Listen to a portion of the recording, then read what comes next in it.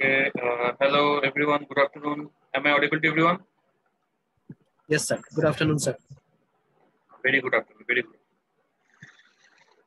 Okay. I hope that you have already revised the pointer concept, which I already discussed in my last couple of classes. Um, Today, I wish to start with a new topic of your curriculum in C programming, that is file reading. Okay, or you can say the file handling. How we can handle files with the help of C programming. File handling means there are some operations that we can perform during handling of a file. Those operations are like file reading, how to read the content from a file, or file writing, how to write any new thing, any new content inside a file or into a file. Then file copy, that means copy the content of one file to another file. That means copy the content of a file to another blank file. Okay. So these are the various operations that we are going to learn in case of file handling in C.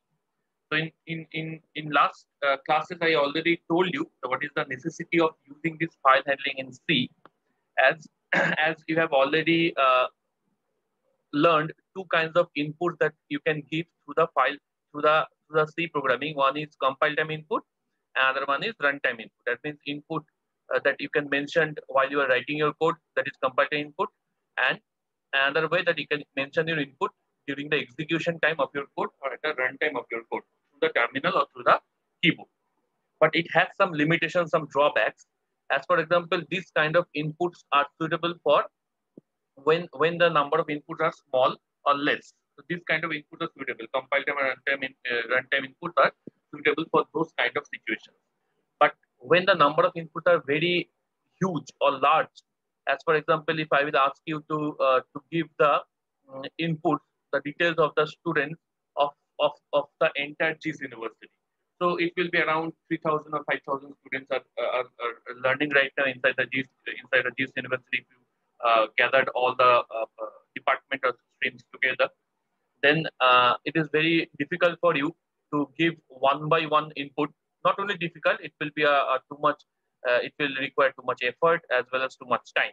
Okay, to give an input of 3,000 or 5,000 students, whether you are giving a compile time input or you are giving a runtime input, both are time consuming.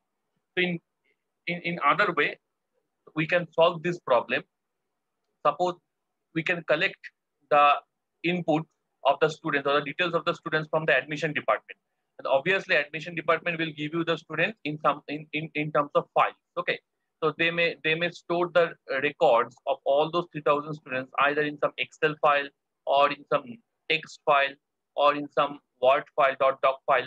So any kind of extension file they can use either .excel or .doc or .text txt, and they are directly giving that file, or they are directly hand over that file to you for your work. So now the thing is that you can open the file and then you can give the input individual row of individual students into your C program. That is a compile time input or runtime input. Obviously, this has a huge drawback or disadvantage, I think you can understand, because it will require too much effort as well as too much time.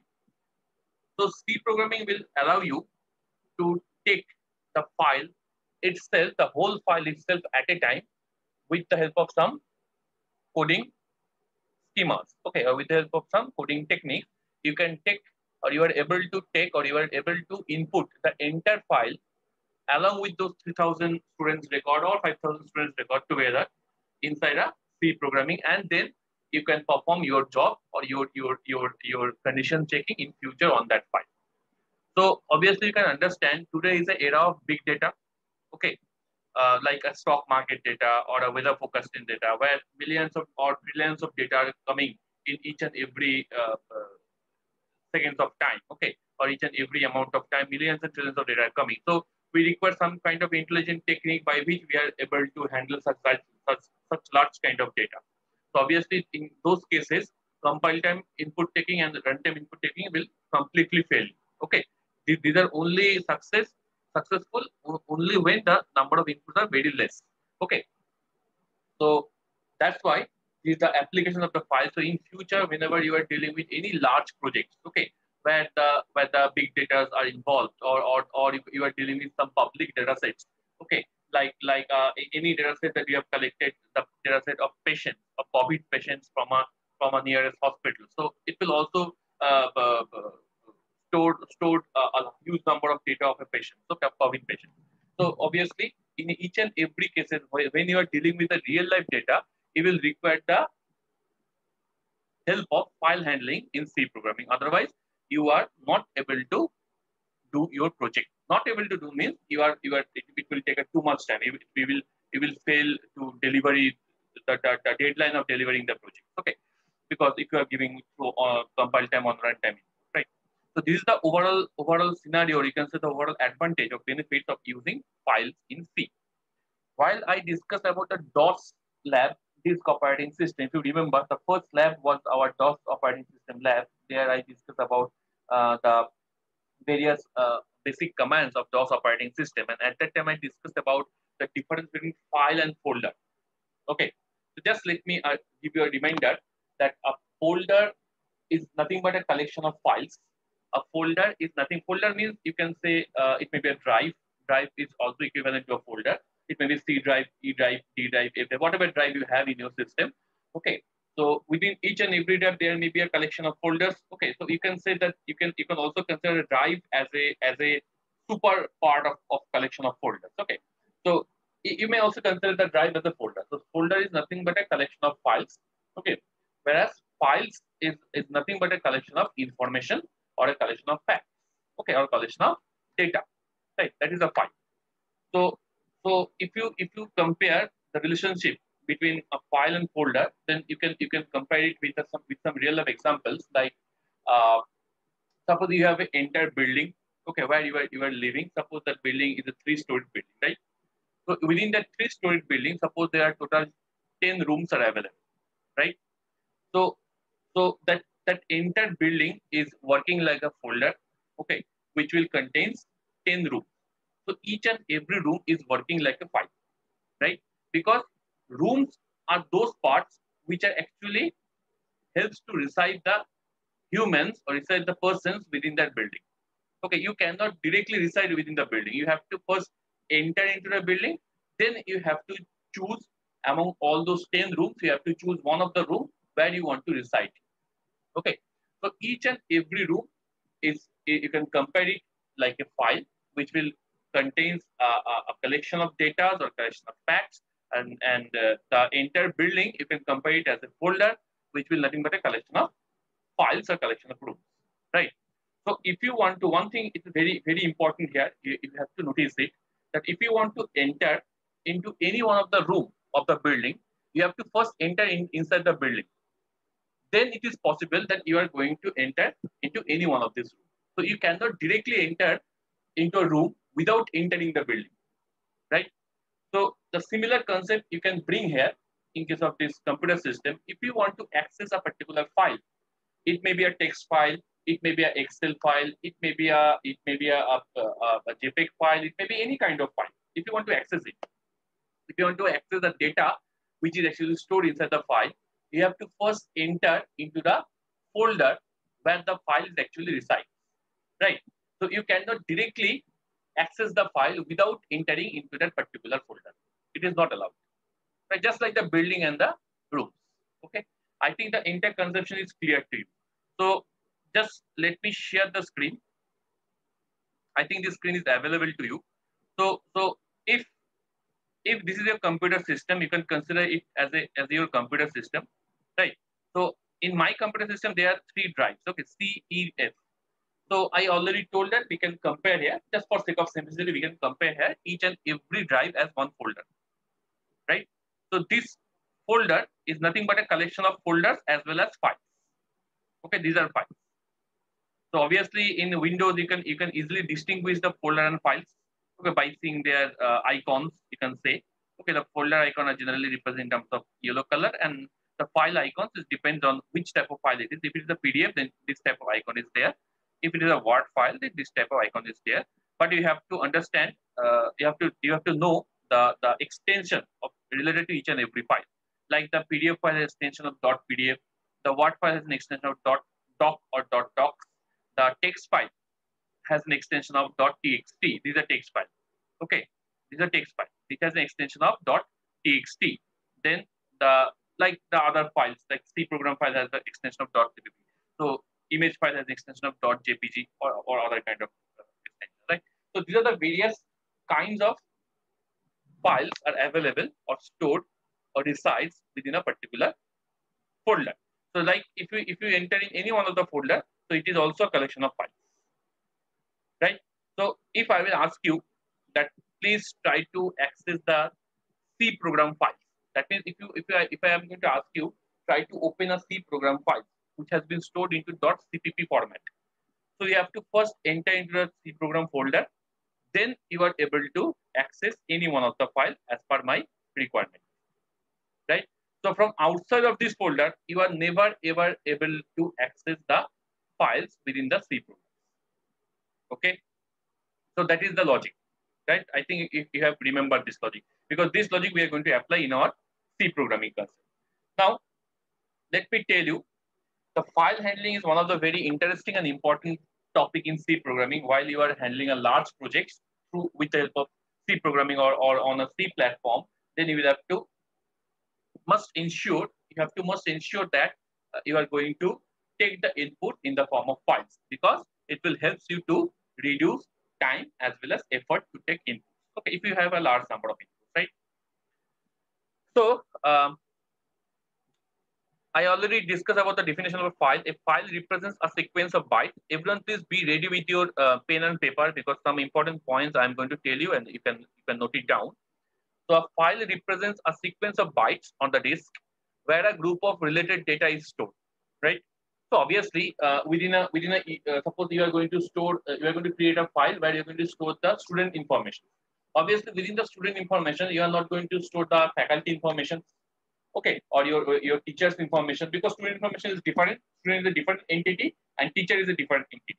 So that's why the related data concept is there, a group of related data. The file is nothing but a collection of group of related data, right?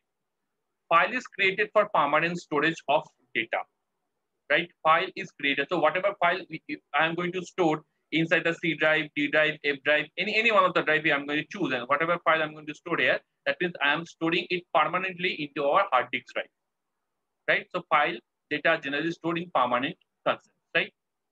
Now it is a ready-made structure, okay? Because the .pdf has a ready-made structure, .doc has its own Word ready-made structure.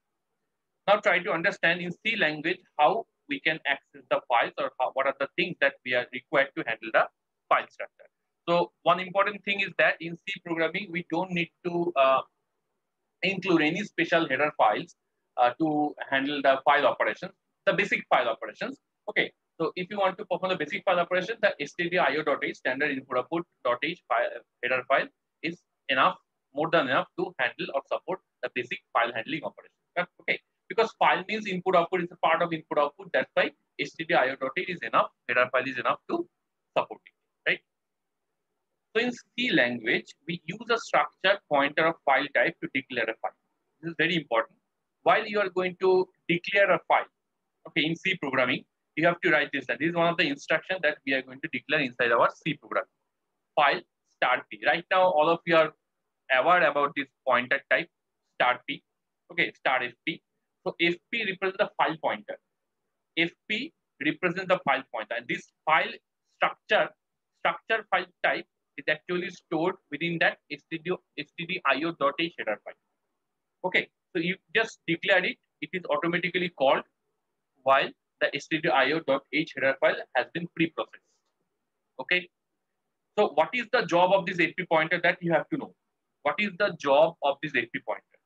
Now, I have already told you that we can perform various operations on file. Obviously, while we are handling a file handling means we can perform different kind of operations on file, like reading contents from a file, or writing some data into a file, okay, or copying one file into another file, or one file content into another file content.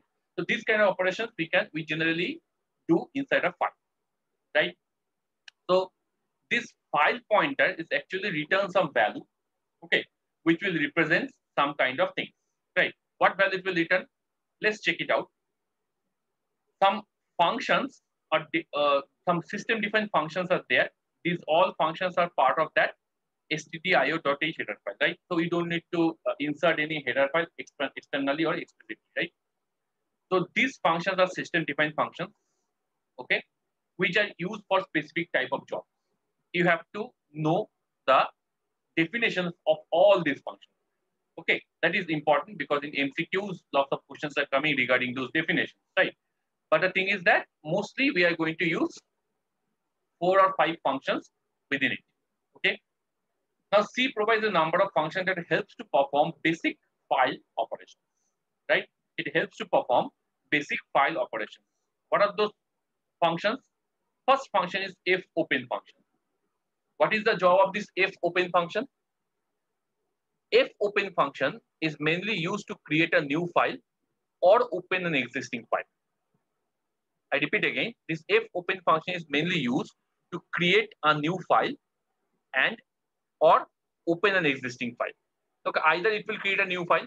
Suppose the file does not belong to your particular drive or particular folder. So you want to create a new file. Okay, you can do it with the help of fopen function. Or suppose you want to open an existing file which is already there inside the drive, that you can also do with the help of this fopen function.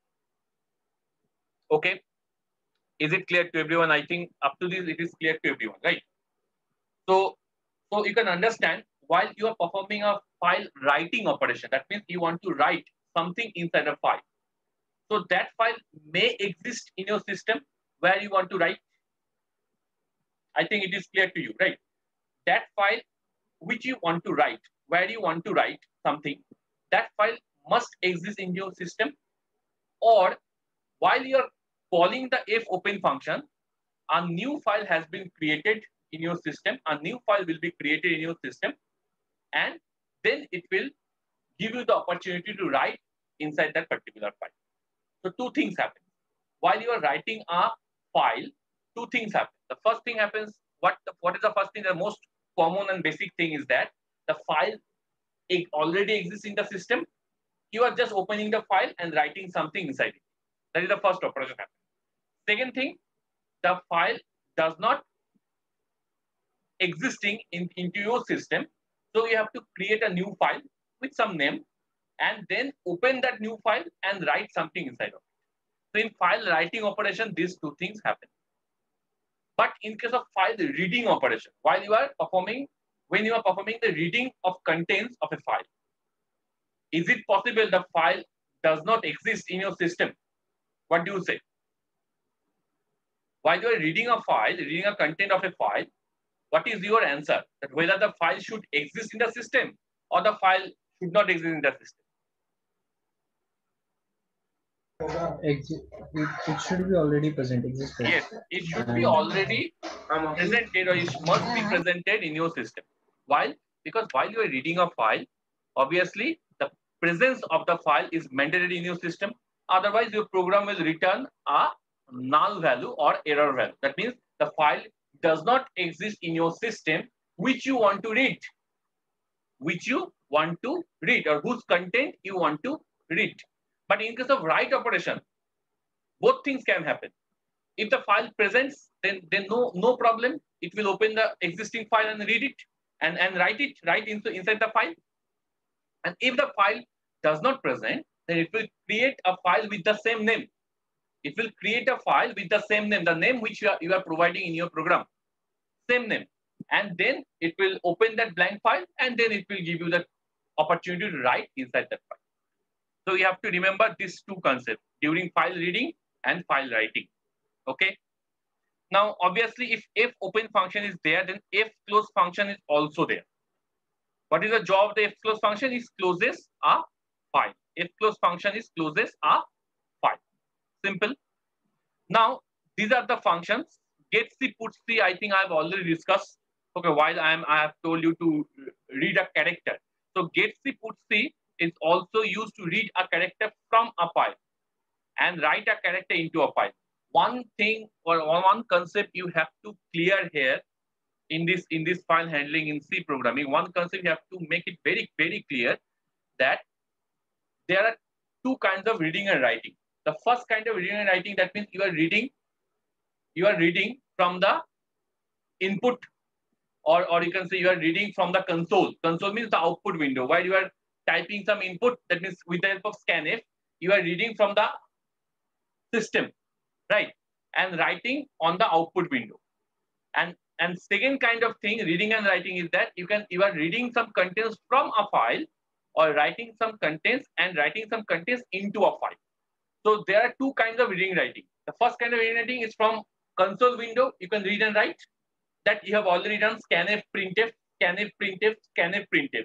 Scanf means reading some contents during runtime from the console window, right? From that black window, that is called console window, black window, okay, the output window.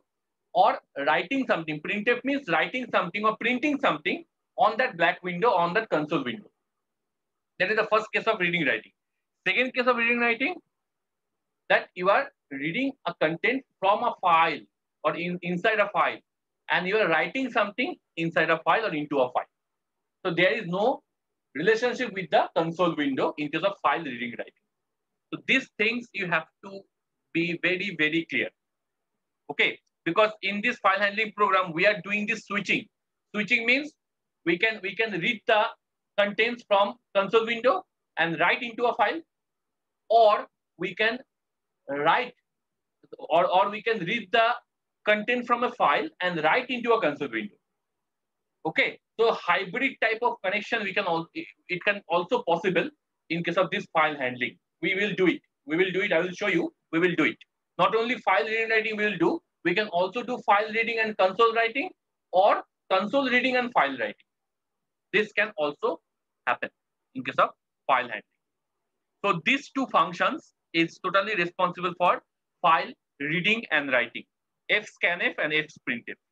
So obviously you can make a differentiate or distinguish that the normal console reading and writing and what is the difference between file reading and writing function. So in case of console reading and writing, we will use scanf for reading and printf for writing. In case of file reading and writing, we will use fscanf and fprintf. I repeat again, we don't need to use any extra or explicit header file to handle this kind of function. All functions are predefined inside the stdio.h header file. Okay, standard info. In the same way, getw, putw. Getw, putw is used for reading integer from a file and writing integer into a file. So all these getc, putc, one thing everyone listen very carefully, all these getc, putc operations, getw, putw operations, okay, you can do with the help of fscanf and fprintf. You don't need to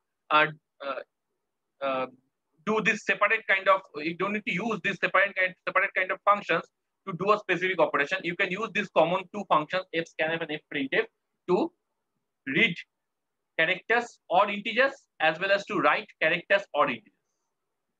Okay, I think it is clear to everyone. Just like printf scanf, we can, with the help of printf scanf, we are able to read and write both character and integers. And if we don't use printf scanf, then we can also use that puts gets function, puts gets the function. Okay, so this kind of function we can use instead of printf scanf.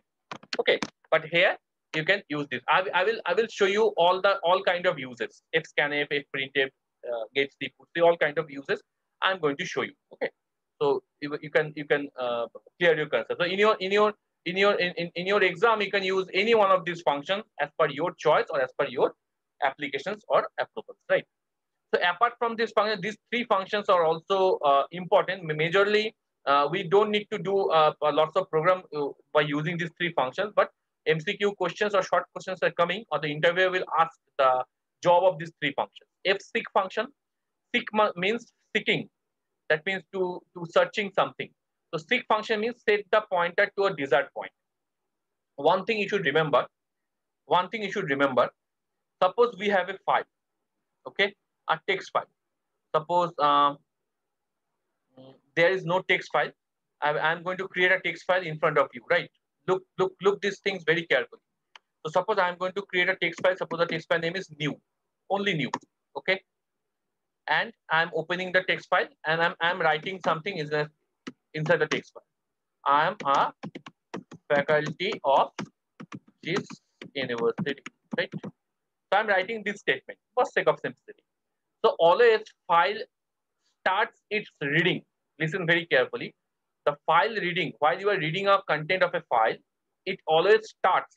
The file pointer always points to the first byte of the file starting. That means the top leftmost corner, the top leftmost corner where you have started to write your first character, the file pointer always points to the first character of your file.